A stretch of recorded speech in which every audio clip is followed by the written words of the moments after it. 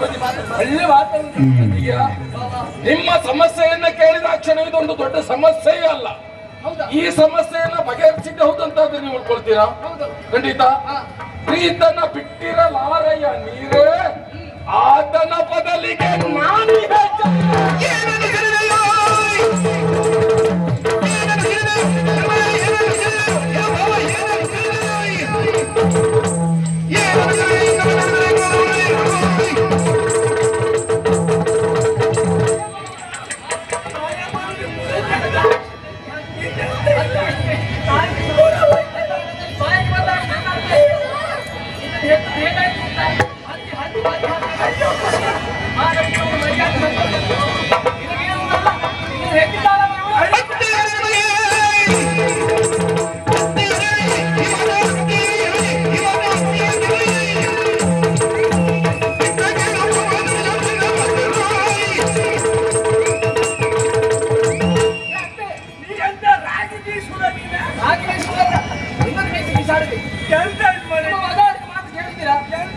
ಪ್ರೀತನ ಬಿಟ್ಟಿರಲಾರಿಯ ನೀರು ಆತನ ಬದಲಿಗೆ ನಾನು ಈ ಚದುರು ಎನ್ನುವುದ ನನ್ನ ಗಂಡನ ಬದಲಾಗಿ ಅವೈತಾರ.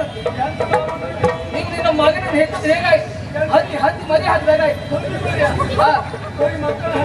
ಮಗನ ಹಟ್ಟು ಸಾಕಾಗುವುದಿಲ್ಲ, ಸಂಸ್ಕಾರ ಕೊಡ್ತೀನಿ. ಯಾವುದು ಸರಿ ಮಾಡಿಸ್ಬೇಕು. ಇನ್ನೊಂದು ಹೇಳುವುದು ನಿಮಗೆ ಹೇಳುವುದಲ್ಲ, ನಾನು ಮತ್ತು ಕಲಿಸಿದ ಉಳಿತಾಳೆ ಅವಳು.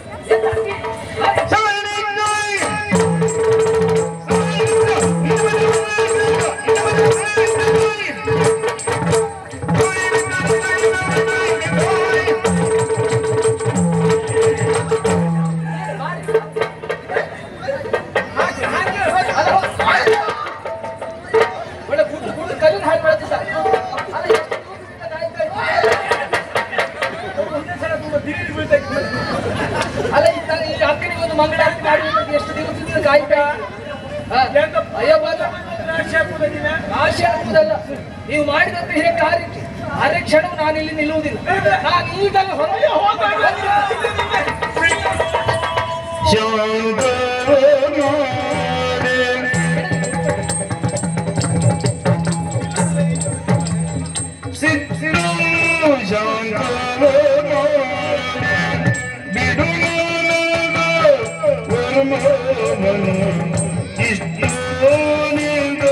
ಇಷ್ಟೋನಿದಯದೊಳಗೆ ತ್ಯಜಿಸುವರೆ ನಮ್ಮ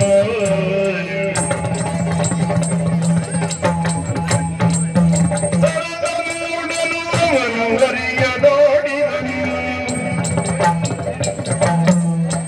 ತರದಮೂಡ ಅವನು ಹರಿಯದೋಡಿದನು. ಮರೆಯಲಿಲ್ಲವನರಿತು ನೀನು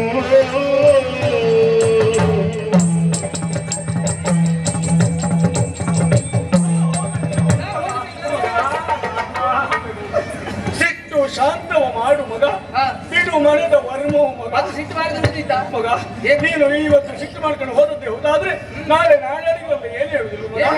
ನೆಂಟು ಮನೆ ಬಂದು ಗಲಾಟೆ ಮಾಡ್ಕೊಂಡು ಮನೆ ಹೊರಟುವುದು ಅಂತ ಅಪ್ಪೋದು ಮಾತುಕೊಳ್ಳುದಿಲ್ಲ ಮಗ. ಮಗ ಅದರಲ್ಲಿ ಯಾರ ಮಾತಿಗೆ ಸಿಟ್ಟು ಮಾಡ್ಕೊಂಡು ಹೋಗುದು ಮಗ? ನಿಮ್ಮ ಮಗ ಇವನ್ ಮಾತಿಗೆ ತರಳ ಮೂಢ ಇವ. ಎಂತದ್ದೇ ತರಳ ಮೂಢನು ಇವ, ಅರಿಯಲಾಗಿದ ವಚನ ಮಗ. ಏನು ಇವತ್ತಾಡಿದ ಮಾತಿನ ಶಬ್ದದ ಅರ್ಥ 3 ತಿಂಗಳಾದ್ಮೇಲೆ ಗೊತ್ತಾಗುದು ಮಗ. ಹೌದಾ? ಇವ್ರ ಮಾತಿಗೆಲ್ಲ ಚಿಕ್ಕ ಮಾಡ್ಕೊಂಡು ಹೋಗ್ಬೇಡ ಮಗ. ಇವತ್ತು ಒಂದು ದಿವಸ ಉಳಿದು ನಮ್ಮ ಮನೆತನದ ಮರ್ಯಾದೆ ಉಳಿಸಿ. ನನ್ನ ಮನೆಯನ್ನು ಗೊತ್ತಿದ್ರೆ ಆಡಿರಬಹುದು, ತಪ್ಪು ಮಾಡಿದ ಕಾರಣಕ್ಕಾಗಿ ನೀನೇನು ಬಿಟ್ಟು ಹೋದಿ ಅಂತ ಆದ್ರೆ ಉಳಿದವರಲ್ಲಿ ಏನು ಹೇಳಲಿಕ್ಕಿಲ್ಲ. ಹೆಣ್ಣು ಯಾರ ಕುರಿತಾಗಿ ಈ ರೀತಿ ಆಡೋದಿದ್ದವರು ರಾಧೆಯ ಕುರಿತಾಗಿ ಇಂಥ ಮಾತುಗಳು ಯಾಕೆ ಆಡಿದರೆ ಇದು ಪ್ರಶ್ನೆ ಮಾಡುದಿಲ್ವಾ? ಆಡುವುದರಿಂದ ಕೈ ಮುಗಿದು ಬೇಡಿಕೊಳ್ತಾ ಇದ್ದೇನೆ, ಒಂದು ದಿವಸ ಆದ್ರೂ ಉಳಿಯಕ್ಕ. ಅಲ್ಲ, ನೀವಿಬ್ಬರು ಯಾಕೆ ಕ್ಷಮೆ ಕೇಳುತ್ತಾ ಇದ್ದೀರಿ? ಎಮ್ಮೆಗೆ ಜ್ವರ ಬಂದ್ರೆ ಕೋಣನಿಗೆ ಬರೆ ಹಾಕಬಹುದು. ಅದೇ ಇಲ್ಲಿ ಕೇಳಿ ಅದೇ ಎಂತ ಮಗ ಅಲ್ಲ ಎಮ್ಮೆಗೆ ಜ್ವರ ಬಂದ್ರೆ ಕೋಣನಿಗೆ ಬರೆ ಹಾಕಬಹುದಕ್ಕೆ ಎಮ್ಮೆ ಜ್ವರ ಬಂದ್ರೆ ಕೋಣಂಗೆ ಬಾರಿ ಹಾಕ್ತು ಮಗ. ಯಾಕಂದ್ರೆ ಜ್ವರ ಬಂದು ಎಮ್ಮೆ ಹತ್ರ ಕೋಣ ಹೋಗ್ತಾಗತ್ತೆ. ನಿಮ್ಗೆ ಏನಂತ ಗೊತ್ತಾಗುದಿಲ್ಲ ಎಂತ ಅವ್ರು ಹೇಳಿದ ಮಾತಿನ ಅರ್ಥ ಗೊತ್ತಾಗ್ಲಿಲ್ವಾ? ಹಾ. ತಪ್ಪು ಮಾಡಿದವರೇ ಶಿಕ್ಷೆ ಅನುಭವಿಸಬೇಕು, ಉಪ್ಪು ತಿಂದವರೇ ನೀರು ಕುಡಿಬೇಕು. ತಪ್ಪು ಮಾಡಿದ್ರೆ ಮಗ ಕ್ಷಮೆ ಕೇಳೋದು ನಾವು ಅಂತ. ಸರಿ ಮಾಡ್ತೀವಿ ಮಗ. ಸರಿ ಮಾಡಿ ಸರಿ ಮಾಡಿ. ಮಗ ಮಗ ಚಂದ್ರು, ಅಳ್ಳೆ ಎಂತದ? ಎಂತಮ್ಮ ಎಂತ ಮನೆ ಬೆಂಕಿಗೆ ಚಳಿ ಕಾಯಿಸ್ತೇನ? ಯಾರು ಬೇಕಿದ್ದು ನಮ್ಮನೆಗೆ ಮತ್ತೆ ಎಲ್ಲರೂ ಹೋಗಿ ಕಾಣ್ತಿಲ್ಲ. ಹೊಗೆ ಬಂದು ಬೆಂಕಿ ಹಾಕಿದ್ದೀನಿ ಮುಂದೆ. ಎಂತ ಮಗ ಅವಳ ಹತ್ರ ಎಂತ ಅಂದ ಮಗ ನೀನೆ?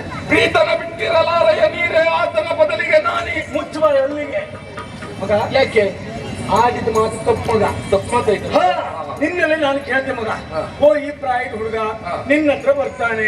ಓ ಯಾರ ಓ ಇವ ಪ್ರಾಯದವನೇ ಹೇಗೋ ಚಂದಗೊಬ್ಬ ನೀನು ಮನೆಯಲ್ಲಿ ಇರುವುದಿಲ್ಲ, ಇವತ್ತೊಂದು ದಿವಸ ಮಟ್ಟಿಗೆ ನಿನ್ನ ಹೆಂಡತಿ ಜೊತೆ ಇರುವುದಕ್ಕೆ ಹೇಳಿದೆ ಅಂತಂತೆ ಮಗ. ಒಂದು ನನ್ನ ಹತ್ರ ಕೇಳಲಿ, ಹೇ, ತಿರುಗಿ ಹೋಪತಿ ಒಂದು ಕಾಲು ಮುರಿದಿರ ನಾನು. ಮಗ ಆ ಹುಡುಗನ ಕತೆ ಕೊಲ್ಲಾಕ ಮಗ. ಓಲೊಬ್ರು ಹಳಿಯರ್ ಕೂತ್ಕೊಳ್ಳ ಮಗ. ಅವ್ರು ನನ್ನ ಹತ್ರ ಬಂತ ಕೇಳ್ತಾರೆ ಹೇಗೋ ಚಂದಗೊಬ್ಬ ಅಪ್ಪ ಮನೆಯಲ್ಲಿ ಇಲ್ಲಲ್ಲ, ಇವತ್ತೊಂದು ದಿವಸ ಅಮ್ಮನ ಜೊತೆ ಇರುವುದಕ್ಕೆ ಅಂತಂತೆ ಮಗ. ಹಳೆಯರು ನೀವು ಎಂತ ಅನ್ನೋದು ಹೊಂದಾಣಿಕೆ ಮಾಡ್ತೀನಿ. ಇದಕ್ಕೆಲ್ಲ ಅಮ್ಮನ ಖುಷಿ ಮಗ. ನೀನು ಆಡಿದ ಮಾತು ತಪ್ಪೇ, ತಪ್ಪಾಯ್ತಿರುವುದಾಗಿ ಅವಳು ಕಾಲ ನಿಂತು ಕ್ಷಮೆ ಕೇಳು. ಬದಿ ಬಾ. ಅದಕ್ಕೆ ನಾನಂತರ ತಪ್ಪು ಮಾತಾಡಿದೆ ಅಂತ ಅಮ್ಮ ಹೇಳಿದ್ದ. ಅಮ್ಮ ಹೇಳುದಲ್ಲ, ನನ್ನ ತಲೆಗೆ ಹೋದಂತ ಹೇಳಿ ಅದಕ್ಕೆ ನಾನೆಂತ ಮಾಡ್ಕೊಂಡೆ, ಕಾಲಿ ಬಿದ್ದು ಕ್ಷಮೆ ಕೇಳು. ಅದಕ್ಕೆ ನಾನೇನೋ ತಪ್ಪು ಮಾತಾಡಿದ್ದೇನೆ, ಆದ್ರಿಂದ ಕಾಲಿಗೆ ಬೀಳಕಂತ ಹೇಳ್ತಾ ಇದ್ಲಮ್ಮ. ಬಿಡುದೆ ಈಗ ಸ್ವಲ್ಪ ಸೀರೆ ಮೇಲೆ ಮಗ ಮಾಡಿದ ಒಂದು ಪ್ರಕರಣ ಮುಚ್ಚು ಹೊಯ್ಲ ಮಗ. ಇನ್ನೊಂದು ಸೀರೆ ಪ್ರಕರಣ ಬೇಡ ಅಮ್ಮ. ಎಷ್ಟೊತ್ತಿಗೂ ನನ್ನನ್ನೇ ತಪ್ಪುಗಾರ ಮಾಡೋದು ನೀವು. ನಿನ್ ಕಾಲ್ ಕಾಣ್ತವ್ರು ಕಾಲ್ ಕಾಣ್ತ ಕಾಣಮ್ಮ. ಇದ್ರಲ್ಲಿ ಅವನು ತಪ್ಪಿಲ್ಲ ಮಗ. ಸರಿ ಅಮ್ಮ. ಬೆಳಗಾದ್ರೆ ಸಾಕು ಮಗ. ಅವ ದೇವರಿಗೆ ಕೈ ಮುಗಿದೇ ಇದ್ರು ನನ್ನ ಕಾಲಿಗೆ ಬೀಳ್ತಾ ಇದ್ದ ಮಗ. ಕೈ ಮುಖ ಹೋಗ್ತಿದ್ದ, ನನ್ನ ಕಾಲು ಧರಿಸಿ ಬರ್ತಿದ್ದ. ಸೂರ್ಯ ನಮಸ್ಕಾರ ಮಾಡುದಿಲ್ಲ, ತಾಯಿ ನಮಸ್ಕಾರ, ಕಾಲು ಕಾಲದೇ ಮಗ ಉದಂಡ ನಮಸ್ಕಾರ ಮಾಡಿ. ಈಗ ಆಡಿದ್ದು ತಪ್ಪಾಯ್ತು, ತಿಳಿಯದೆ ಮಾತಾಡಿದ್ದೇನೆ. ಯಾವ ಕಾರಣಕ್ಕೂ ಮುಂದೆ ನನ್ನಿಂದ ತೊಂದರೆ ಆಗುದಿಲ್ಲ. ಒಂದು ರಾತ್ರಿ ಉಳ್ಕೊಳ್ಳಿ ಸರ್. ಆದ್ರೂ ನಿಮ್ಮ ಮಾತಿನ ಮೇಲೆ ಭರವಸೆ ಇಲ್ಲ. ಭರವಸೆ ಭರವಸೆ ಇಲ್ಲ. ಭರವಸೆ ಬರ್ಕಿರೋ ನೀವು ಬಂದಕ್ಕೆ ಎತ್ತ ಗಂಟೆ ಕಾಣಿ ಅಂತ ಭರವಸೆ ಗೊತ್ತಿಲ್ಲ ಅಂತ ನಾನು ಎಂತ ಹೇಳ್ತಾ ಹೋದ. ಯಾರು ಭರವಸೆ ಬರುದಿಲ್ಲ? ಅವ್ರು ಹೇಳಿದ್ ಭರವಸೆ ಗೊತ್ತಿಲ್ಲ ಅಂತ ಹೇಳ. ಭರವಸೆ ಬರ್ತೀವಿ ಹೋಗಿ ನೀವು ಬಂದಕ್ಕೆ ಎತ್ತ ಕಂಡು ಭರವಸೆ ಬಂದು ಎಲ್ಲರೂ ಕಳಿಸ್ತಾ ಇರಿ. ಮತ್ತೆ ಎಂತದ ಭರವಸೆ ಇಲ್ಲ, ನಂಬಿಕೆ ಇಲ್ಲ ಅಂತ ಹೇಳಿ ಓ ನನ್ನ ಮಾತಿನ ಮೇಲೆ ಭರವಸೆ ಬರ್ಲಿಲ್ಲ ಅಂತ ಹೇಳಿ ಭರವಸೆ ಚಿಂತೆ ಶುರು ನನಗೆ ಭರವಸೆ ಗೊತ್ತಿಲ್ಲ ಅಂತ. ನಿನ್ನ ಮಾತಿನ ಮೇಲೆ ಅವಳಿಗೆ ಭರವಸೆ ಇಲ್ಲ. ಅವಳಿಗೆ ಭರವಸೆ ಬರುವಾಗ ಒಂದು ಆಳ್ಭಾಷೆ ಹಾಕಿ. ನೀನ್ ಹಾಕದ ಆಳ್ಬಸೆ ತೀರ್ಮಾನ ಇದೆ. ಎಡವಟ್ಟು ಗಂಟೆ ಊರು ತುಂಬಾ ತಿರುಗ್ತಿದ್ದೆ ನಾನು. ಇನ್ನು ಮತ್ತೆ ನಾನೊಂದು ಆಳ್ಬಸೆ ಹಾಕುದಾ? ಹಾಗಲ್ಲ ಮಗ. ಭರವಸೆ ಬರುವಾಗೆ ಆಣೆ ಪ್ರಮಾಣ ಮಾಡಿ ಹೇಳು. ನಂಬಿಕೆ ಬರುವಾಗೆ ಬರ್ಬೇಕು. ಅದಕ್ಕೆ ಯಾವುದೇ ಕಾರಣಕ್ಕೆ ಅಕ್ಕ ತಂಗಿಯರು ನೀವಿದ್ದ ಕಾಲದಲ್ಲಿ ನಿಮ್ಮ ಹತ್ರ ಬರುವುದಿಲ್ಲ, ನೀವಿದ್ದ ಜಾಗಕ್ಕೆ ಹತ್ರನೇ ಬರುವುದಿಲ್ಲ ನಾನು. ಒಂದು ವೇಳೆ ಬಂದದ್ದೇ ಹೌದು ಅಂತ ಆದ್ರೆ ಜಾತಿ ಹೀನನು. ಇದಕ್ಕೂ ನಿಮಗೆ ನಂಬಿಕೆ ಬರಲಿಲ್ಲ ಅಂತ ಆದ್ರೆ ಹೆಚ್ಚೇನು ನಿಮ್ಮೀರ್ವರನ್ನ ನಾನು ಆ ಸ್ಥಳಕ್ಕೆ ಬಂದು ಕಂಡ್ರೆ ನಾನು ಅಪ್ಪನಿಗೆ ಹುಟ್ಟುದೇ. ಎಂತ ಮಾತಾಡಿದ್ರು, ಎಂತ ಮಾತಾಡಿದ್ರು ಮಗ ಊರಲ್ಲಿದ್ದರೂ ಅದನ್ನೇ ಹೇಳು. ನೀನು ಅದನ್ನ ಎತ್ತಿ ಹೇಳಬೇಡ ಮಗ. ಮತ್ತೆ ಹೇಳ ಸರಿ ಇತ್ತದ್ನ ಮುಂದೆ. ಆಯ್ತು ಹೋಯ್ ಹೋಯ್ ಹೋಯ್ ಹೋಯ್ ಹೋಯ್ ಒಳಗೆ ಆಯ್ತಾ? ಹೋಯ್. ನಂಬಿಕೆ ಬಂದಿದೆ, ನಂಬಿಕೆ ಬರ್ಲಿಲ್ಲ ಅಂತ ಹೇಳಿ ಅಲ್ಲ ಮತ್ತೆ ರಾಣಿ ಮಾಡಿ ಆಯ್ತು ನಾನು. ಒಳಗೆ ಬಂದರೆ ಜಾತಿಹೀನನು. ಪ್ರಪಂಚದಲ್ಲಿ ಯಾವ ದೇವರು ನಂಬುದಿಲ್ಲ. ಅಮ್ಮನೇ ದೇವರು ಅಂತ ಅಮ್ಮ ತಲೆ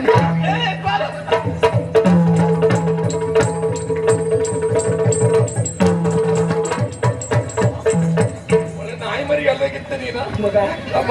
ಒಳಗ್ ಬಂದ್ರೆ ಅಪ್ಪನೇ ಹುಟ್ಟು ಸುಳ್ಳು ಅಂತ ಮತ್ತೆ ಓಡ್ತೀನಿ. ಅಮ್ಮ ರಾತ್ರಿ ಚಳಿ ತಡ್ಕೊಳ್ಳಿಕ್ಕೆ ಆಗುದಿಲ್ಲ.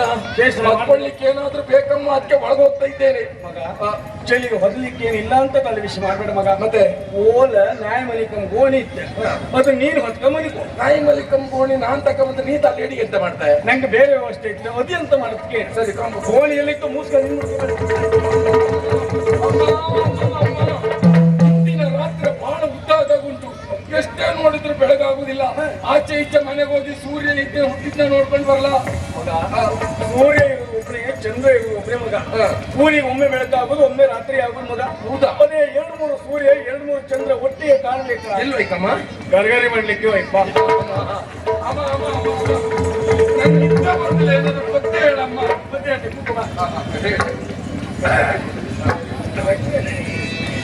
ರಂಗನಾಯಕ ರಾಜೀವ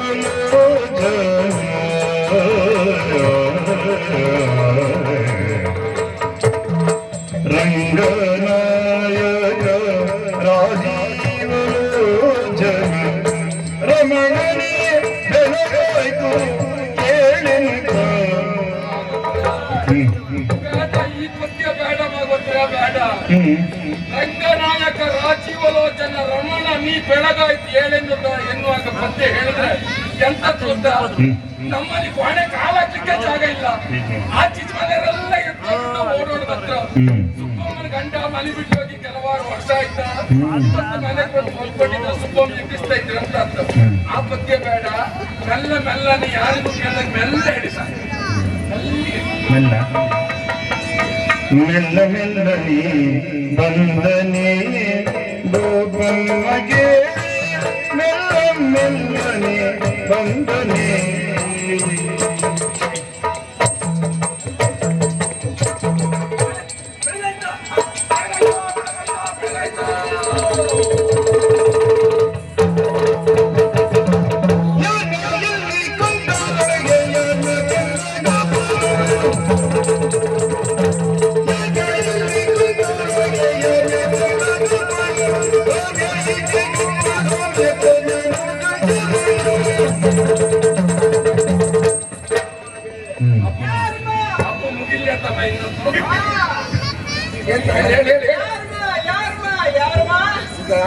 ನಮ್ಮಲ್ಲಿ ಬಂದ ಮ್ಯಾವ್ ಮ್ಯಾವ್ ಅಂತ ಇವ ಬೆಕ್ಕಿನ ಕಳ್ಕೊಂಡಿದ್ದ ಮಗ. ಬೆಕ್ಕು ಕಳ್ದೋಯ್ತ ತಮ್ಮನಿಂದ.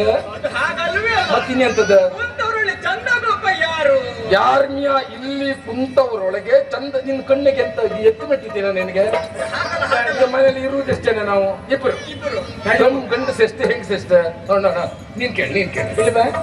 ನಿಂಗೆ ಈ ಲಿಂಗ ಪರಿಭೇದ ಗೊತ್ತುಂಟ? ಹಾ, ಲಿಂಗ ಗೊತ್ತು. ನಾನು ಯಾವ ಲಿಂಗ ಅತ್ತ ಕಾಣ? ನೀವು ಸ್ತ್ರೀಲಿಂಗ. ಇವ ಗಣಸ ಲಿಂಗ ಅತ್ತ. ಪುಲ್ಲಿಂಗ. ನೀನು ನಪುಂಸಕ ಲಿಂಗ. ಏ, ಈಗ ಚಂದ ಗೋಪವ ಎನ್ನುವ ಯಾರಂತ ಕೇಳುವುದೇ ಬೇಡ. ಮನೆ ಯಜಮಾನ ಚಂದ ಗೋಪ ನಾನೇ ಆದ್ರೆ ಏನಂತ ಹೇಳ. ನೀನೇ ನಂದಿ ಪುಷ್ಟಿ ನನ್ನ ಬಾಳೆ ಹಿಂದದಿರು ಈಗ ನಂದಿ ಪುಷ್ಟಿ ನಂದಿ ಪುಷ್ಟಿ ನಿನ್ನ ಬಾಳೆ ಹಿಂದದಿರು ಈಗ ಎಂದರು ಮೋದಿತ ಮೈಗೊಂಡಿದ್ದಾನೆ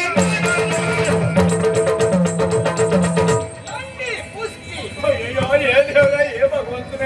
ನೀನು ದಿವಸಕ್ಕೆ 3 ಸಾರಿ ಬೈತ ಒಂದ್ ದಿವಸ ಈ ಶಬ್ದ ಬಳಸುತ್ತಿಲ್ಲ. ಈಗ ಶಬ್ದ ನಾನು ಬಳಸಿಲ್ಲ. ನಂಗೆ ಹಿಂಗ್ ಶಬ್ದ ಹೇಳಿಲ್ಲ. ಎಂತಂದ್ ಬೈತ ಮಾವ? ನನಗೆ ಅಂಡಿ ಪುಸ್ಕಿ ಅಂತ ಅಂಟಿ ಪುಸ್ಕಿ ಅಂತ ಹೇಳದಲ್ಲ, ಲೊಂಡಿ ಪುಸ್ಕಿ ಅಂತ ಹೇಳದ. ಅಂತ ಕೇಳ್ಬೋದು. ಲೊಂಡಿ ಯಾರ ಪುಸ್ಕಿ ಯಾರ? ಲೊಂಡಿ ಅಂದ್ರೆ ಹಾ. ಯಾವ ಕೆಲಸಕ್ಕೆ ಬಾರದಿದ್ದವರು. ಹಾ ಮುಸ್ಕಿ ಅಂದ್ರೆ ಹಾ. ಯಾವುದಕ್ಕೂ ಪ್ರಯೋಜನ ಇಲ್ಲದವರು. ನೀನ್ ಬರೀ ಪುಸ್ಕಿ ನೀನ್. ಯಾಕೆ? ಹೌದೇನ ಇಲ್ಲಿ ಅಂತ ಎಂತ ನೀ ಬಂದದ್ದೆ ಅಂತ ನೀನೆ? ಕಾರಣ ಉಂಟು. ಏನ್ ಕಾರಣ? ಮತ್ತೆ ವ್ಯಾಪಾರ ಹೇಗುಂಟು? ವ್ಯಾಪಾರ ಸುದ್ದಿ ಹೇಳಿದ್ರೆ ಕೊಟ್ಟು ಬಿಡ್ತೆ ಈಗ. ಯಾಕೆ? ಅದೆಲ್ಲ ಬೇಡ, ನೀ ಅಂತ ಬಂದೆ ಅಂತ ಹೇಳಿ ಅಷ್ಟೇ ಸಾಕು. ಬಂದಿದ್ದು ಹಾ. ಆ, ಆಯ್ತು, ಆಯ್ತು. ಹಾ. ಹೆಂಡ್ತಿ, ಈ ನನ್ನ ಹೆಂಡತಿ ಎಲ್ಲಿದ್ದಕ್ಕೆ ಆಹಾ. ನಿಮ್ಗೆ ಅದೆಲ್ಲ ಗೊತ್ತಂತೆ? ಅದಲ್ವಲ್ಲ. ನನ್ನ ಹೆಂಡತಿ ಅಕ್ಕ ತಂಗಿ ಒಳಗೆ ಮಾತಾಡ್ತಿದ್ರು. ಹೆಣ್ಮಕ್ಳ ವ್ಯಾಪಾರ ಹೇಗುಂಟಾ? ಯಾರೋ ಸ್ವಲ್ಪ ಮೇಲೆ ಬಿಡ್ತಾ ಇದ್ದಾರೆ. ಇದು ಮಾಡುದೇ ಇಲ್ಲ. ಹೆಣ್ಮಕ್ಳು ಸುದ್ದಿ ಬೇಡ, ಮರ್ಯಾದೆವಂತರ ಮನೆ. ನನ್ನ ಹೆಂಡತಿ ಅಕ್ಕ ತಂಗಿ ಒಳಗ್ ಮಾತಾಡ್ತಾ ಇದ್ರ ನೀ ತಲೆ ಬಿಸಿ ಮಾಡ್ಕೊಂಡ್ ಬೇಡ ತಮ್ಮ. ಹೌದು, ಯಾರು ಗೊತ್ತಾಯ್ತಾ? ನೀನ್ ಹೆಂಡ್ತಿ ಎಲ್ಲಿದ್ದಾಳೆ ಇವಾಗ? ಅಕ್ಕ ಬಂದು ರಾಜಮ್ಮ ಬಂದು. ಯಾರ ಜೊತೆ ಇದ್ದಾರೆ? ರಾಜಮ್ಮ ಬಂದು.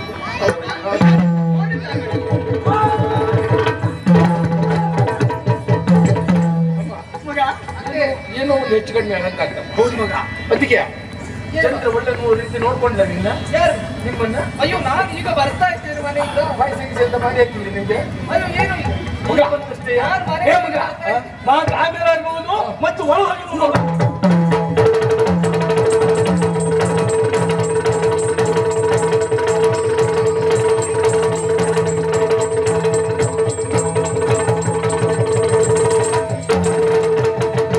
ಬಾಳು ಬಾಳು ಮುಯ ನಿನ್ನ ನಾಯಿ.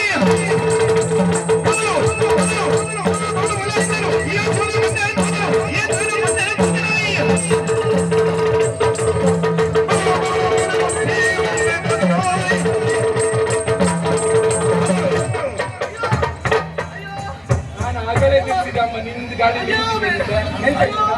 ನಾನು ತುಳಿತಾ ಇದ್ದೆ. ಹೌದಾ? ನೀನೆಂತ ತುಳಿದ? ನಾನು ನೀನ್ ತುಳಿತಿದ್ದೇಳಿ ನಾನು ತುಳಿದ್ ನೋಡಿ. ನನಗೆ ಸಿಟ್ಟು ಬಂದು ತುಳದ್ ನಾನು. ನಂಗೆ ಎಂತ ಗೊತ್ತಾಯಿಲ್ಲ ಪೊಗಳು ಮೂಳೆ. ಇನ್ನು ಮಾತಲ್ಲ ಬಹಳ ಚಂದ ಅಂತ ಭಾವಿಸಿದ್ದೇನೆ, ಆದ್ರೆ ಇವತ್ತದೆಲ್ಲ ಹೋಯ್ತು ನನಗೆ. ಅಕ್ಕನ ಜೊತೆಯಲ್ಲಿ ಕೋಣೆಗೆ ಹೋದವಳು ನೀನು, ಒಳಗಿದ್ದದ್ದು ಯಾರು, ಏನು ಕತೆ ಎಲ್ಲ ಹೇಳಿದ್ರೆ ಹೇಳಿದೆ. ನಂದಗಿ ಬಾಲನು ದುಡಿನಿಗೆ ದಾದನು, ನಂದಗಿ ಬಾಲನು ದುಡಿನಿಗೆ ದಾದನು. ಇಂದು ಮುಖಿಯರಿಗೆ ಯೌವನನು, ಇಂದು ಮುಖಿಯರಿಗೆ ಯೌವನನು. ಮದಗರ್ವರಿಗೆ ದುಷ್ಟನು, ಮದಗರ್ವರಿಗೆ ದುಷ್ಟನು. ಶರಣು ವೃಂದಕ್ಕೆ ಸಾಧು ನಾನಾ ವೇದವನು. ನಂದಗೆ ಬಾಲನಿಗೆ ದಾದನು, ಇಂದು ಮುಖಿಯರಿಗೆ ಯೌವನನು. ಹೇಳಿ ಯಾರು ಯಾರು ಅಂತ ಹೇಳ, ಹೇಳಿ ಹೇಳ, ಬೇಗ ಹೇಳ. ಹೇಳಿ ಹೇಳ, ಬಿದ್ದಷ್ಟು ಹೇಳ. ಹಾಗಲ್ಲ, ಒಳಗಡೆ ಹೋಗುವಾಗ ನನ್ನ ಅಕ್ಷರ ರಾಧೆ ಆಗಿದ್ಲು. ಒಳಗೆ ಹೋದ ಮೇಲೆ ಒಳಗೆ ಹೋದ ಮೇಲೆ ಗೊತ್ತಾದದ್ದು ಅದು ಅಕ್ಕ ರಾಧೆ ಅಲ್ಲ, ಅದು ರಾಧೆ ವೇಷ, ವೇಷವ, ಹೆಣ್ಣು ವೇಷ, ಹೆಣ್ಣು ವೇಷವ. ಸ್ತ್ರೀ ವೇಷ. ಅಮ್ಮ ಯಾರಮ್ಮ ಸ್ತ್ರೀ ವೇಷ? ನನಗೆ ಹೆಣ್ಣು ವೇಷದ್ದು ಗೊತ್ತಿಲ್ಲ, ಯಾರದ್ದು ಇಲ್ಲ ಮಗ. ಯಾರ್ದೆಲ್ಲ ಗೊತ್ತಿದ್ದೀಗ? ಎಲ್ಲರಿಗೂ ಗೊತ್ತಿ. ಹಾ. ನನ್ನ ಕಂಡು ಶಿವಂದರ ಕುಳ್ಳೆದ್ದು ವೇಷ. ಏ ಹೆಣ್ಣು ವೇಷಧಾರಿ ಅಂತ ಗೊತ್ತಾದ ಮೇಲೆ ನಿನ್ನ ಬಾಯಿಗೆ ನಾಲ್ಗಿಗೆ ಎದ್ದು ಬಿಟ್ಟಿದ್ದೆ. ನಿನ್ಗೆ ಒಳ್ಳೆ ನಿಂತ್ಕೊಂಡು ಯಜಮಾನ್ರೆ ಅಂದ್ರು ಎದ್ದೋಪಿದ್ದು ಓಡ್ ಬರ್ತಿದ್ದಲ್ಲ, ಯಾಕೆ ಹೋಗ್ಲಿಲ್ಲ ನೀನು ಹೇಳ? ಯಜಮಾನ್ರು ಏನು ಮಾಡಿ ಕೂಗ್ಬೇಕು ಅನ್ನೋದು ಮಾಹಿತಿ. ಅವನೆರಡು ತುಟಿಯಿಂದ ನನ್ನೆರಡು ತುಟಿಯನ್ನು ಮುಚ್ಚಿ ಅಯ್ಯೋ ತಿಳ್ಕೊಂಡು ಹಾಕಿ ನಾನು ಹೊಟ್ಟೆ ಬೆಂಕಿ ಬಿಟ್ಟು ಸುಟ್ಟು ಒಯ್ಯಾರದಿಂದ ಹಳೇ ನೆನಪಾಯ್ತು ಮಗ. ಸುಡುತ್ತಿನ ಹೇಳಿದೆಲ್ಪ. ಏ ಈಗ ಕೂಗ್ಲಿಕ್ಕೆ ಹಾಗಾಯ್ತು ಅಂತ ಆಯ್ತು. ಕೈಗೆ ರೋಗ ಪಡೆದಿದ್ಯಾ? ಅಲ್ಲೇ ಹಪ್ಪಳದ ಪಾತ್ರ ಇದ್ದಿದ್ದಲ್ಲ, ಹಾಗೆ ಬಾರಿಸಿದ್ದು ನನ್ನ ಜಾಗ ಬರ್ತಿದ್ದಾನೆ, ಯಾಕೆ ಬಾರಿಸಲಿಲ್ಲ? ಹಬ್ಬದಲ್ಲಿ ಹೊಡಿಬೇಕೆನ್ನುವಾಗ ನನ್ನೆರಡು ಕೈ ಬಿಚ್ಚಿದೆ. ಆ ಕ್ಷಣಕ್ಕೆ ಅವನೆರಡು ತೋಳುಗಳಿಂದ ನನ್ನೆರಡು ತೋಳುಗಳನ್ನು ಬಿಗಿಯಾಗಿ ಮಾತು ಶುರು ಮಾಡಬೇಡ ನೀನು. ಆಗ್ಲಿಲ್ಲ, ಕಾಲಿನಿಂದ ಆಟ ಶಬ್ದ ಮಾಡಿದ್ರೆ ಬರ್ತಿದ್ದಲ್ಲ, ಯಾಕೆ ಮಾಡ್ಲಿಲ್ಲ ನೀನು? ಯಾವುದಕ್ಕೂ ಅವಕಾಶ ಕೊಟ್ಟೇ ಇಲ್ಲ. ಸರಿ, ಹಾಗಂತಾದ್ರೆ ಯಾರು ಉದ್ದ ಇದ್ದಾನೋ ಚಿಕ್ಕ ಇದ್ದಾನೋ? ಆಚೀಚೆ ಇದ್ದಾನೆ. ನಾನು ಹಂಗೆ ಹೇಳುದು, ಆಚೀಚೆ ಅಲ್ಲ, ನಿನ್ನ ಆಚೀಚೆ ಮಾಡುದು ನಾನು.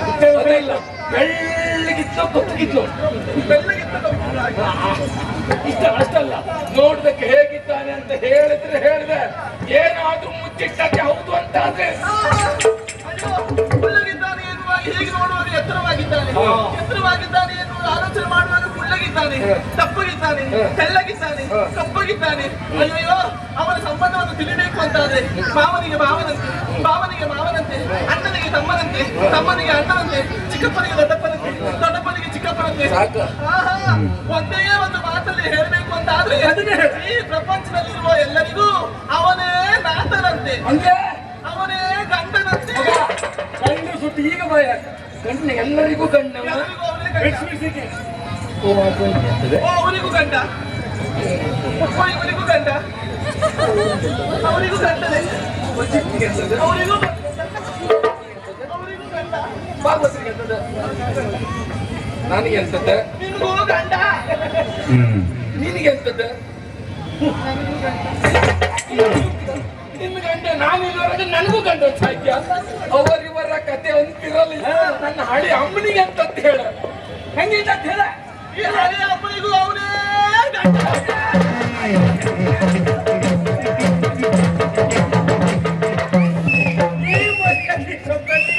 ಈ ಮರ್ಯಾದೆ ಬಿಟ್ಟವಳು ಕೊಟ್ಟು ಈಗ ಯಾವನೋ ಬಂದ್ರೆ ನಂಗೆ ಗಂಟೆ ಆಗ್ತಾ ಅಂದ್ರೆ ಇನ್ನು ನಾನು ಬದುಕುದಿಲ್ಲ. ಬೇಡಮ್ಮ ಬೇಡ, ಎಲ್ಲರೂ ಒಳಗೆ ಹಾರಿ ನಾನು ಆತ್ಮಹತ್ಯೆ ಮಾಡ್ಕೊಂಡೆ ಮಗ. ಬೇಡಮ್ಮ ಅಮ್ಮ, ಅಮ್ಮ ಬೇಡಮ್ಮ, ನಿನ್ನ ಬಿಟ್ಟು ಯಾರಿಲ್ಲ, ಸಾಯ್ಬೇಡಮ್ಮ, ನಿನ್ನ ಬಿಟ್ಟು ಯಾರಿಲ್ಲಮ್ಮ, ಸಾಯ್ಬೇಡಮ್ಮ. ಯಾರು ಹೇಳಿದ್ರು ಕೇಳ್ತೀಯ? ಅಮ್ಮ ಅಮ್ಮ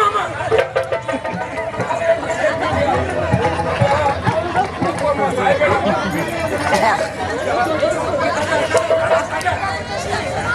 ಸಾಯಿದೆ ಗಟ್ಟಿ ಮಾಡಿ. ಈಗ ಸಾಯೋದು ಎಂತೋ ಸಹಿತ ಬೀಗದ ಕೊಟ್ಟು ಹೋಗ್ಬೇಕಂತೆ.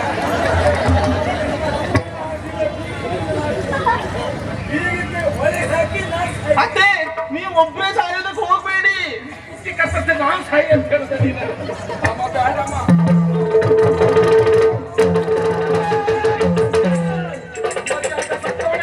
ನಿನ್ನ ಬಿಡೋದಿಲ್ಲ. ನೀನು ಮಾಡಿದ ತಪ್ಪಿಗೆ ನಿನ್ನನ್ನ ಕಡಿದು ನಾಯಿಗೆ ಹಾಕ್ಬೇಕಾಗುತ್ತೆ.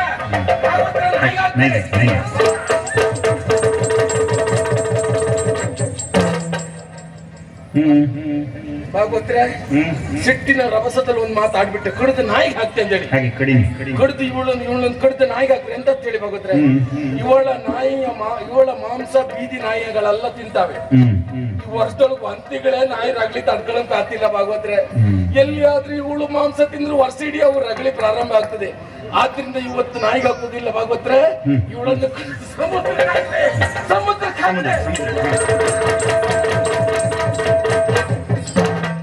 ಭಾಗವತ್ರೆ ಕಡಿದು ಸಮುದ್ರಕ್ಕೆ ಹಾಕ್ರಿ ಅಂತ ಹೇಳಿ ಇವಳ ಮಾಂಸ ಮೀನುಗಳೆಲ್ಲ ತಿಂತಾವೆ. ಬೆಸ್ತನ ಬಲೆಗೆ ಇವಳ ಮಾಂಸ ತಿಂದ ಮೀನೊಂದು ಸಿಕ್ಕಿ ಬಿದ್ರೆ ಆ ಮೀನೆಲ್ಲಾದ್ರೂ ನಿಮ್ಮನೆಗೆ ತಂದ್ಕೊಟ್ರೆ ನೀವು ಒಂದ್ ಪದ್ಯಾರು ಸರಿ ಹೇಳ್ತೀರಿ ಭಾಗವತ್ರೆ. ಆದ್ರಿಂದ ಸಮುದ್ರಕ್ಕೆ ಹಾಕೋದಿಲ್ಲ. ನನ್ನ ಕಣ್ಣ ಮುಂಭಾಗ ಬೂದಿಯಾಗಿ ಹೋಗ್ಬೇಕು. ತಗನೆ ಉರಿಯುವ ಅಗ್ನಿಗೆ ಇವಳನ್ನ ನೂಕಿ ಬಿಡ್ತಾರೆ.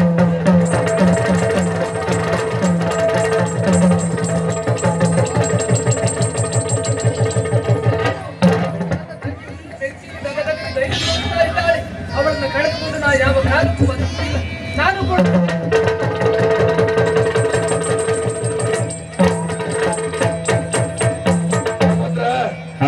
ಸಮಾಧಾನ ಆಯ್ತು. ತಂಗಿಯನ್ನು ದೂಡಿದ್ನ ಬೆಂಕಿಗೆ ಅಕ್ಕ ಓಡೋಡ್ ಬಂದದ್ದು. ಅದೇ ಬೆಂಕಿಗೆ ನಾನು ಹಾರ್ತೇನೆ ಅಂತ ಓಡ್ ಬಂದು ಹಾರಿದ್ದೆ. ಅಕ್ಕ ತಂಗಿಯರು ಈರುವರು ಉರಿಯುವಾಗ ಬೆಂಕಿಯಲ್ಲಿ ಸುಟ್ಟೋಗಿದ್ದಾರೆ. ನನಗಿನ್ನೂ ಸಮಾಧಾನ ಆಗ್ಲಿಲ್ಲ. ಸಮಾಧಾನ ಆಗಬೇಕು ಅಂತಾದ್ರೂ ಸುಟ್ಟು ಹೋದ ಇವುಗಳ ಬೂದಿ ರಾಶಿಯನ್ನ ನೋಡ್ಬೇಕು. ನೋಡ್ವಲ್ಲ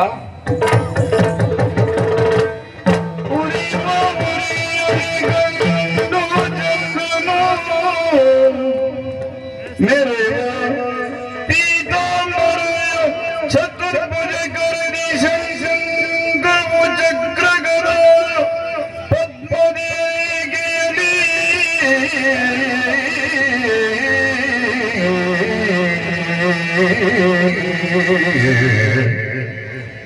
अरसी चंद्र राधा तरुणी सैतिड़ बल ತೊಡೆಯಲಿ ಸರಸ ಮಾಡುತ್ತಿರಲು ವಿಸ್ಮಿತನೋ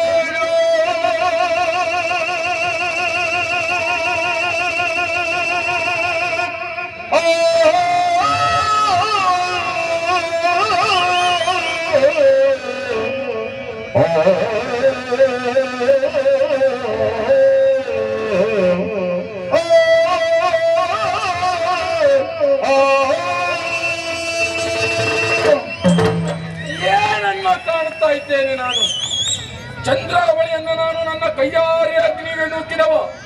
ಅದನ್ನ ಕಂಡಾಗ ರಾಜ ಬಂದು ಅದೇ ಅಗ್ನಿಗೆ ಹಾರಿದ್ದನ್ನು ನಾನು ನನ್ನ ಕಣ್ಣಾರೆ ನೋಡಿದ್ದೇನೆ. ಸುಟ್ಟು ಹೋಗಿದ್ದಾರೆ ಎನ್ನುವ ಹಾಗೆ ತಿರುಗಿ ನೋಡಿದ್ರೆ ಉರಿಯುವ ಅಗ್ನಿಯ ಮಧ್ಯದಲ್ಲಿ ಒಂದೆಡೆ ಚಂದ್ರಾವಳಿ, ಇನ್ನೊಂದೆಡೆ ರಾಧೆಯನ್ನ ತನ್ನ ಎಡತೊಡೆ ಬಲತೊಡೆ ಮೇಲೆ ಕುಳ್ಳಿರಿಸಿಕೊಂಡು ಸರಸ ಆಡುತ್ತಿದ್ದಂತ ಲೀಲಾಮೂರ್ತಿಯನ್ನ ಕಾಣ್ತಾ ಇದ್ದೇನೆ. ಹಾಗಂತಾದ್ರೆ ಇವನ್ ಯಾರು? ದೇವೋತ್ತಮನಾದಂತ ಕೃಷ್ಣನಿವನೌದು. ಕೃಷ್ಣ ದೇವರೌದು ಅಂತ ಒಪ್ಪಿಕೊಳ್ಳಬೇಕು ಅಂತಾದ್ರೆ ಅವನ ದೇವತ್ವ ನನ್ನ ಮುಂಭಾಗ ಪ್ರಕಟಪಡಿಸಿದ್ರೆ ಮಾತ್ರ ಒಪ್ಪಿಕೊಳ್ತೇನೆ ಅಂತ ಆಡಿದ್ದುಂಟು. ತಾಯಿಗೆ ಬಾಯಳು ಮೂರು ಲೋಕವನ್ನು ತೋರಿಸಿದಂತ ಕೃಷ್ಣ ಪರಮಾತ್ಮನಿವನೌದು. ಗೋವರ್ಧನಗಿರಿಯನ್ನ ಕಿರುಬೆಟ್ಟಿಲಿಂದ ಎತ್ತಿದಂತ ಲೀಲೆ ಕೃಷ್ಣನಿವನೌದು. ಕಾಳಿಂಗನ ಹೆಡೆಯ ಮೇಲೆ ಕುಣಿದಾಡಿದಂತ ಬಾಲಕೃಷ್ಣನಿವನೌದು. ತಿಳಿಯದೆ ನನ್ನಿಂದ ಅಪರಾಧ ಆಗಿ ಹೋಗಿದೆ. ಈತನನ್ನ ಕಂಡಾಕ್ಷಣ ಅಜ್ಞಾನ ಎನ್ನುವುದು ದೂರ ಆಯಿತು. ಸುಜ್ಞಾನವನ್ನ ಇವನೇ ಕರುಣಿಸಿದ್ದಾನೋ ಎನ್ನುವಾಗ ಅನ್ನಿಸ್ತಾ ಇದೆ. ಮಾಡಿದ ತಪ್ಪಿಗೆ ಈ ತಂದೆಯಲ್ಲಿ ಕ್ಷಮೆಯಾಚಿಸಿದೆ ಹೌದು ಅಂತಾದ್ರೆ ನನ್ನ ತಪ್ಪನ್ನ ಮನ್ನಿಸ್ಲಿಕ್ಕಿಲ್ವೇ ಕೃಷ್ಣ?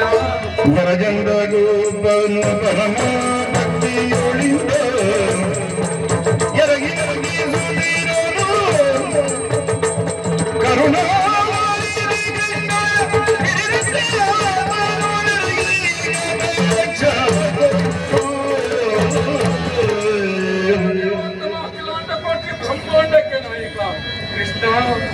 ಮಾಡಿದ್ದು ಸರ್ವತ್ರ ಅಪರಾಧವಾಯಿತು.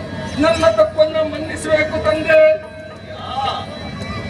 ಎನ್ನುತ್ತ ಬೇಡಿದ ಭಕ್ತಗಿರಿ ಎನ್ನುತ್ತ ಬೇಡಿದ ಭಕ್ತಗಿರಿ ಚಂದ್ರೋಪಯೋಗಿ ಬೀರ ನುಡಿಯೋಳು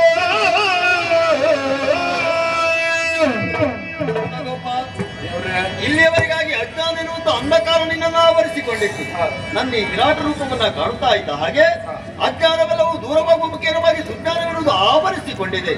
ಮಾಡಿರುವ ತಪ್ಪನ್ನ ಕ್ಷಮಿಸುದೇವಾ ಎನ್ನುವುದಾಗಿ ಆ ಬೇಡಿಕೊಳ್ತಾ ಇದ್ದೀಯ. ಹಿಂದೆ ನೀನಾಡುತ್ತಿರುವ ಮಾತೇ ಬೇರೆ. ನನ್ನನ್ನ ಬಾಯಿಗೆ ಬಂದ ಹಾಗೆ ಪಚಾರಿಸ್ತಾ ಇದ್ದವನು ನೀನು. ಕೃಷ್ಣನೊಬ್ಬ ದೇವರೇ ಆಗುವಂತಾದ್ರೆ ಅವನ ದೇವತ್ವವನ್ನು ನನ್ನ ಎದುರಲ್ಲಿ ಪ್ರಕಟಪಡಿಸಲಿ ಎನ್ನುವುದಾಗಿ ಆಡಿದವನು ನೀನು. ಆದರೆ ನನ್ನ ದೇವತ್ವವನ್ನ ಈಗ ಒಪ್ಪಿ ಶರಣು ಬಂದವನು ನೀನಿದ್ದೀಯ. ನನ್ನನ್ನು ಅಣಕಿಸುವುದಕ್ಕೆ ಮುಂದಾದದ್ದು ನೀನು ಮಾತ್ರ ಅಲ್ಲ, ಕೃಷ್ಣ ವಿರೋಧಿಗಳು ಅನೇಕ ಮಂದಿ ಇದ್ದಾರೆ.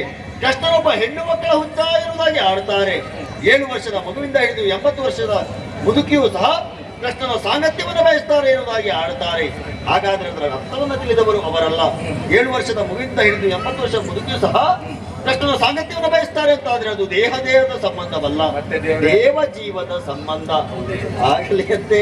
ಹಾಗಂತ ನೀನು ಮಾಡಿರುವಂತಹ ಅಪರಾಧಕ್ಕೆ ಕ್ಷಮೆಯನ್ನ ಯಾಚಿಸಿದ್ದೆ ಎಂಬಲಿಗೆ ನಿನ್ನನ್ನು ಕ್ಷಮಿಸಿದ್ದೇನೆ. ಆದರೆ ಚಂದ್ರಾವಳಿಗೂ ಇಲ್ಲಿಯವರೆಗಾಗಿ ಅಹಂಕಾರ ಬಿದ್ದಿತ್ತು. ಅವಳ ಅಹಂಕಾರವೆನ್ನುವುದು ಮರ್ತನವಾಯಿತು. ಆದರೆ ನೀನೊಂದು ಯೋಚನೆಯನ್ನ ಮಾಡಬಹುದು. ಈಗಾಗಲೇ ಕೃಷ್ಣನ ಜೊತೆಯಾಗಿ ತನ್ನ ಮಡದಿಯಾದಂತಹ ಚಂದ್ರಾವಳಿ 7 ಹಗಲು 7 ರಾತ್ರಿ ಜೊತೆಯಾಗಿದ್ದಾಳೆ. ಲೋಕದಲ್ಲಿ ನನ್ನ ಪಾಲಿಗೆ ಅಪವಾದ ಬರುವುದಿಲ್ಲವೇ ಎನ್ನುವುದಾಗಿ ಆ ಬಗ್ಗೆ ಯೋಚಿಸುವಂತ ಅಗತ್ಯವೇ ಇಲ್ಲ. ಅವಳ ಪವಿತ್ರಳು ಎನ್ನುವುದಕ್ಕೆ ಸಾಕ್ಷಿ ಎನ್ನುವುದುಂಟ. ತಗದಗರೆ ಉರಿತಿರುವಂತಹ ಜ್ವಾಲಾಗ್ನಿಗೆ ಅವಳನ್ನು ನೂಕಿದರೂ ಸಹ ಅವಳ ಮೂಡಿದ ಹೂ ಎನ್ನುವುದು ಬಾಡಲಿಲ್ಲ ಎಂಬಲ್ಲಿಗೆ ಅವಳು ಪವಿತ್ರಳು ಎನ್ನುವುದಕ್ಕೆ ಸಾಕ್ಷಿ ಅದು. ಒಟ್ಟಿನಲ್ಲಿ ನೀವು ಮಾಡುವಂತ ತಪ್ಪನ್ನ ಕ್ಷಮಿಸಿದ್ದೇನೆ. ನಿಮ್ಮ ಬದುಕು ಬಂಗಾರವಾಗಲಿ. ಒಳ್ಳೆ ಮಾತಾಡ್ತೀವಿ ಅವ್ರ ಹತ್ರ. ಆಗಲೇ ಹೇಳಿದ್ರಲ್ಲ, ನಾ ಮಾಡಿದ ತಪ್ಪನ್ನು ಕ್ಷಮಿಸಿದ್ದೇನೆ ಎನ್ನುವಾಗೆ 11 ದಿವಸ ಹುಲ್ಲುಗಾವಲಿಗೆ ಹೋದಂತಹ ಸಂದರ್ಭದಲ್ಲಿ ತನ್ನ ತೋಳ ರಕ್ಷಣೆಯನ್ನು ನಿನ್ನ ಪಾಲಿಗೆ ನೀಡ್ತೇನೆ ಎನ್ನುವಾಗ ಅವರು ಆಡಿದ್ರು.